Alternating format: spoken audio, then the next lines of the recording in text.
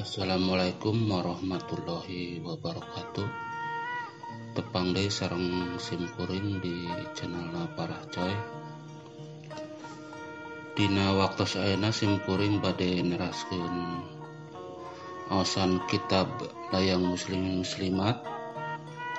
Satu acana hayu urang kawitan wae ku aosan Bismillahirrohmanirrohim. Judul dinten ayeuna nyaeta nerangkeun rukun iman anu kagenep, nyaeta qada dan qadar. Wal qadri khairihi wa syarrihi minalillahi ta'ala. Sundana untung ala untung balik deui papasten ti Allah Ta'ala atawa hade goreng ti Allah Ta'ala. Lebah dieu urang percayana Allah Ta'ala teh kade kaliru. Kudu dipikir dilenyepan karena tadi Gusti Allah sifatna maha suci. Piraku anu suci make bakal nyiksa, make bakal ngaganjar engke di akhirat.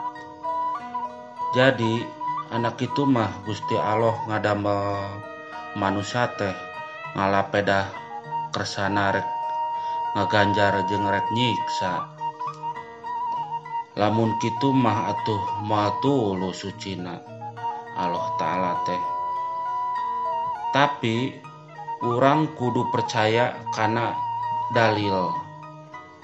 Urang kudu percaya kana ayana sawarga jeung naraka atawa ngeunah teu ngeunah engke di akhirat.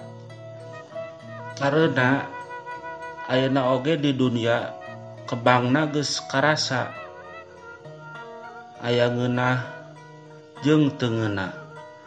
Tapi eta sawarga neraka teh lain ti Allah Ta'ala, tapi tegesna tina tekad ucap pamolah urang keur di dunia. Sabab tadi Gusti Allah ngadamel manusia teh sakali jadi henteu nungtutan deui, geus kun payakun. Breg sama sakali cukup taya kakurangan. Tapi maparinan cukup teh nyaeta maparinan parabotna wungkul. Naon parabot ti Allah teh nyaeta anggota badan seperti leungeun 2, suku 2, panon 2, ceuli 2, irung jeung baham jeung nafsu 4 perkara. Nyaeta amarah, loamah, sawiyah, mutmainah. Kieu dawuhan Allah Ta'ala. Lamun maneh hayang ka neraka, tegasna hayang ka teu geunahan. Prak bae geura migawe alat nyaeta migawe pagawean anu goreng. Pan geus sadia parabot ti aing. Aya amarah, loamah jeung sawiyah. Kitu deui lamun maneh hayang ka sawarga atawa hayang ka geunahan, pek bae geura migawe becik hartina migawe kalakuan hade. Da kapan geus sadia parabotna ti aing. Nyaeta nafsu mutmainah. Tah kitu sategesna mah. Pangna aya sawarga neraka dunia sumawona di akhirat. Benang nyieun tina tekad jeung pamolah urang waktu di dunia. Kitu deui bebenangan oge moal keur batur, tetep keur milik urang sorangan ti dunia nepi ka akhirat. Jadi kusabab eta ayeuna urang sararea mangka ati-ati nggoni ngajalankeun parabot ti Allah Ta'ala teh. Kudu make budi pamilih anu cukup.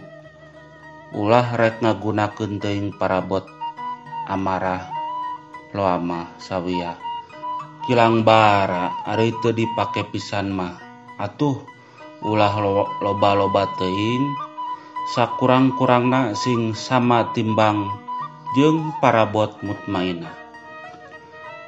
Karena sing awas eta bebenangan ti pagawean urang teh bawa ti pangumbaraan nyaeta ti alam dunia sabogana moal pahili deui.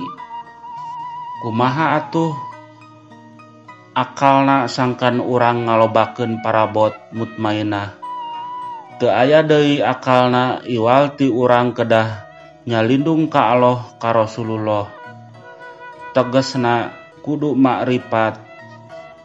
Tiap-tiap geus makrifat tangtu bisa ngarasana babarengan berang jeung peuting jeung Allah jeung Rasulullah. Tiap-tiap geus ngarasa insya Allah bisa hade. Ibadahna sah nagara tangtu aman.